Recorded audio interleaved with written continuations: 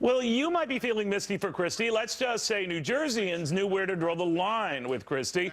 Vote him in at the top of the ballot, but go the other way with almost every other candidate and issue on the rest of the ballot, including a measure to hike New Jersey's minimum wage by $1 an hour to $8.25 an hour. And now the governor opposed it. 2 out of 3 voters approved it. And now the Garden State joins 4 others in enshrining a minimum wage pegged to inflation in their constitutions. To Ebony Williams and Ryan Girdusky here to look at the impact from this minimum wage. Ryan, you don't like the whole idea about putting this in a state constitution, right? Right. I don't think that it should be necessarily in the state constitution. Also, by the fact that I don't think that Democrats should be vying for it in Washington. There is the need to people being paid, what they're worth. At the same time, you need to understand that the reason that the value of our dollar is less, the value of our labor is less, has to do with the Fed and overspending and overregulating and everything associated with that and the manipulation of the dollar. That's where people should be focusing, not so much on nickeling and diming small businesses that are trying to keep themselves afloat. Ebony, I think a lot of people always say, sure, you want to raise the minimum wage, and that's fine. The danger, looking at this, is if you're telling, let's say the 3% inflation rate next year is the case,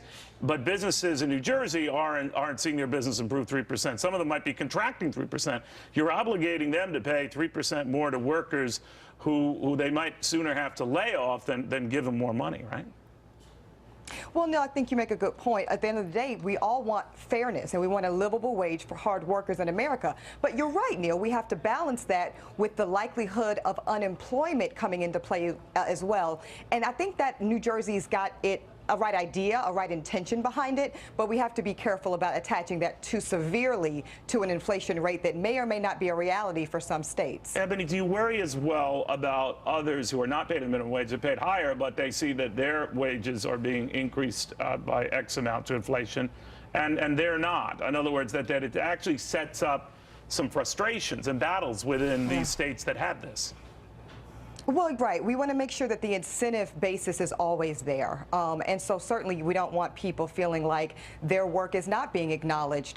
So it's, again, a very strict test of fairness and balance that we have to apply here. All right. That map we were showing show the states with the higher minimum wages and the push for minimum wage. There are 5 now in total that have this Constitution amendment. Let me get your sense of it. Where are we going with this? The traditional argument you hear from business is going to chase business out of New Jersey, just as you have a governor who potentially could run for president arguing that he has turned things around in New Jersey. What do you think? Right. I mean, for Christie's political future, everything rests on the fact. I mean, Christie's one of these people who is bigger than life, that nothing can stick on him. He is a man of his own institution. He's more popular. He won 60% in a state that elected Obama by nearly 60%. Well, he's argued it's deserved because he's turned things around. You don't seem to argue. No. I think he's a great governor. He's a fantastic governor, and he works with Democratic legislators. And I mean, he was so popular in last week's election, near Atlantic City elected a Republican as mayor. So I think that Christie has a potential to be for president. I think that Christie would be a great presidential candidate, and I think that that some people are missing the boat by wanting to attack Christie so early on. On the minimum wage issue in general, do you think, Ebony, that in the midterms and even in the presidential election, 3 years, it will be a big issue or not? Yes, Neil, I think it'll be a big issue, but I think this is where Democrats actually need to show some restraint here. It's going to be really tempting to get out there and speak this rhetoric of increasing the minimum wage at a high degree. But I want the Democrats to be realistic here and be responsible in doing any type of raise to the minimum wage in a steady, responsible way so that people don't get their hopes up unnecessarily. And your fear, Ryan, is that Republicans not look too callous either, right? It will not be an issue in any election. You don't think it'll be an issue? It will not be an issue. It's an issue for local elections. No presidential candidate is going to be running on the minimum wage. No one's going to care about the minimum wage. It's not an issue.